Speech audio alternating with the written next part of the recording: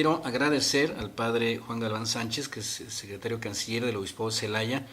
Y padre, pues nos hemos encontrado con la triste noticia que en menos de 15 días, dos parroquias de la de Celaya, de la zona urbana de Celaya, específicamente en la colonia Fobiste y en la zona de Villas del Bajío, dos templos han sido sacrílegamente visitados por ladrones. Y digo sacrílegamente porque no se trata ya nada más de un robo, sino también ya la apertura del sagrario y pues posiblemente el robo de las sagradas formas. ¿Qué hay de cierto de esta información, padre? Sí, efectivamente los párrocos han informado de estos hechos que nos entristecen y que nos preocupan. Es lamentable porque aquí nadie sale ganando. Siempre que hay un robo, pues todos perdemos, porque aparte de lo material, que en este caso no es lo más valioso, pues es un botón de muestra de lo deteriorado que está la sociedad. Yo quisiera decir que en los templos, en muchos templos, pues no hay objetos de valor, porque los copones, que es donde se guardan las formas consagradas, para nosotros los cristianos, pues es la misma presencia de Dios en la persona de su Hijo Jesucristo, pues son de materiales, disculpándome, corrientes. Están brillositos, pero no todo lo que brilla son. Así es. Sí. Sí, alguien pudiera pensar que son objetos desde el punto de vista material muy valiosos y no es así. Y menos en colonias en donde apenas el templo está en construcción, a veces sin piso, en algunos casos. Y no porque esté subestimando las edificaciones, sino porque al fin y al cabo los templos pues se construyen con la kermés, con la venta de las enchiladas, y luego se consigue el vaso sagrado que apenas si pueda, pues dignos, porque no son despreciables, pero no tienen un valor, desde el punto de vista material, no tienen un valor elevado. Cumplen con las funciones litúrgicas. Así es, pero eso no significa que sean de mucha calidad, como en otro tiempo, cuando, disculpando la expresión, se amarraban los perros con longaniza. Hoy la iglesia está muy empobrecida desde el punto de vista material, y eso lo podemos constatar incluso en los actos litúrgicos, o sea, ornamentos que son telas pues sencillas, dignas, pero al mismo tiempo muy sencillas. Y en la limosna de la canastita también, imagino pues que sí, también ahí se ve, ¿no? No, pues basta que alguien vaya entre semana o incluso los domingos a ciertos templos y no hay, diríamos, no hay mucho que robarse. Aquí lo que lamentamos es el hecho en sí, el que haya personas sin escrúpulos y en algunos casos, sin generalizar, probablemente hasta de mala fe. Hoy se habla de cierto desprecio por lo sagrado, algo así como actitudes sacrofóbicas. Eso preocupa porque, repito, aquí nadie gana, todos perdemos. Y a propósito de estos hechos que lastiman a la comunidad y más a los católicos, yo creo que sí tendríamos que hacer una profunda reflexión. La religión no es nociva a la sociedad. La religión, y en particular la católica, tiene mucho que ofrecer a la comunidad. No es una religión nueva, tiene miles de años y ha dado muestras de cómo contribuye a consolidar los lazos entre los ciudadanos.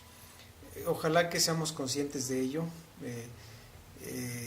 Hoy sí hay situaciones complicadas, pero la iglesia tiene mucho que ofrecer. En las colonias el templo es el centro de encuentro.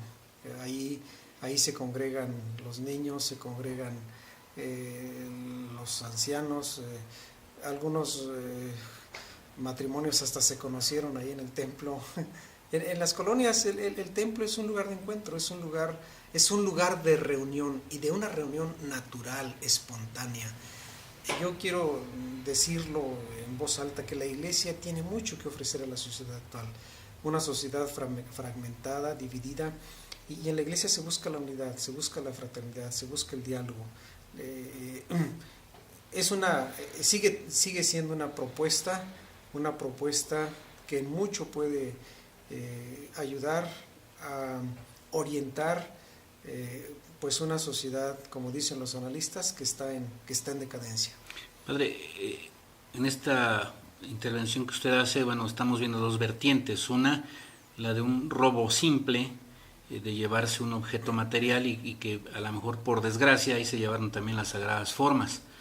Pero también es una realidad, y eso no lo digo yo, lo podemos encontrar en los medios de comunicación, tanto en línea como en papel, que existen sectas satánicas, que existen sectas oscuras, que como fuera una especie de concurso, para que alcances otro nivel tienes que robarte un sagrario o tienes que llevarte las sagradas formas. Eso ya sería una perversión. Y no se descarta que también pudiese haber manos negras en atacar a la iglesia todavía para acabarla más. Pues no tendríamos los elementos, sería un poco aventurado decirlo de esa manera. No se descartaría, sin embargo, no podríamos inferir que así haya sido. Ojalá que no sea así. Hay la esperanza de que no llegue a ese extremo la maldad, porque pues eso agravaría la situación. Ojalá que sea un ladrón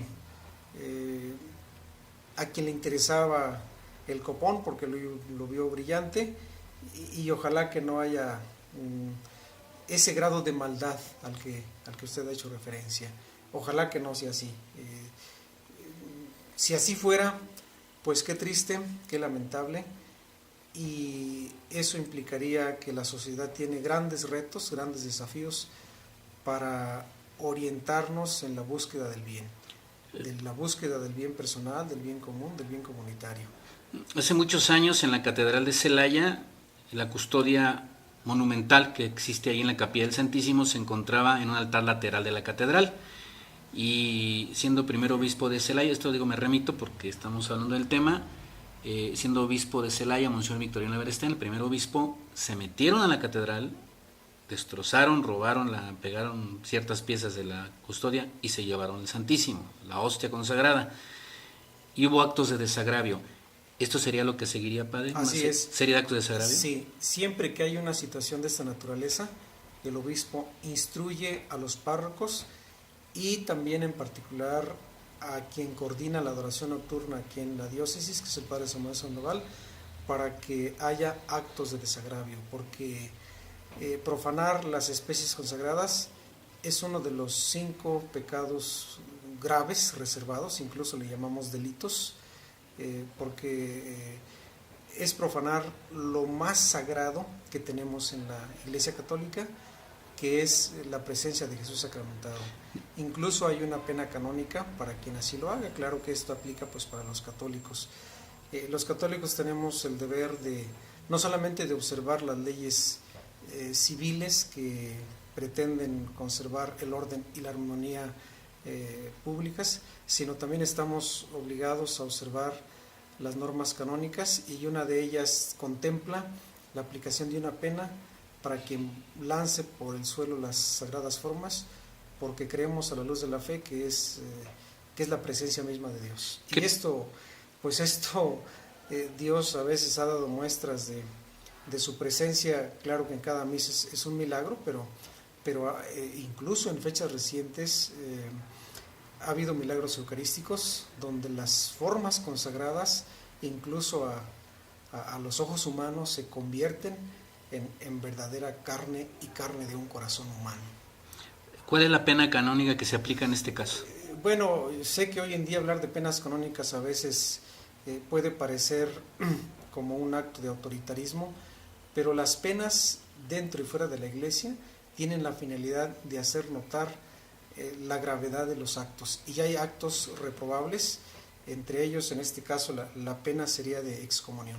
O sea, por el simple hecho de haber abierto el sagrario y haber sacado las formas. Arrojar con desprecio las formas al piso es una pena reservada que según la legislación canónica es excomunión reservada reservada a la Santa Sede. O sea que ni el obispo puede retirar la pena. No, eso es una función de la Santa Sede. El Papa es el que le toca. toca. Por la gravedad, eso es de verdaderamente quienes nos hagan el favor de escucharnos, hay que decir las cosas como son. Es grave que arrojemos las hostias consagradas al piso porque al menos para los católicos es Dios mismo el que está presente.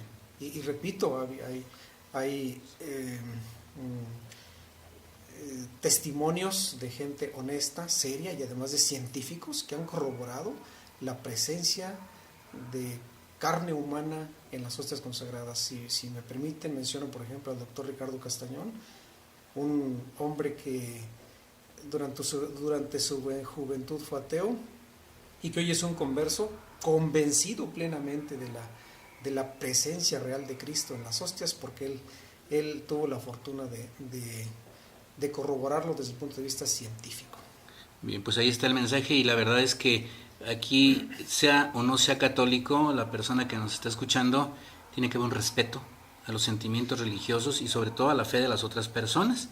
Y bueno, tratásese de cualquier comunidad religiosa, fuese o no cristiana, fuese o no católica, tiene que haber un respeto a los sentimientos religiosos, y en este caso estos dos lamentables hechos lastiman no solamente a las parroquias, es a toda la iglesia de San y toda la iglesia universal, imagino, padre.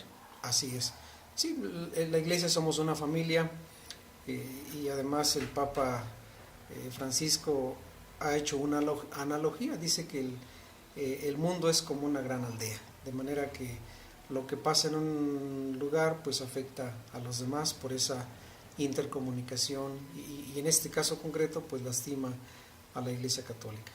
Bien, pues muchas gracias, padre, por esa entrevista. Como siempre, Laura. Gracias. Informó Eugenio Amezquita.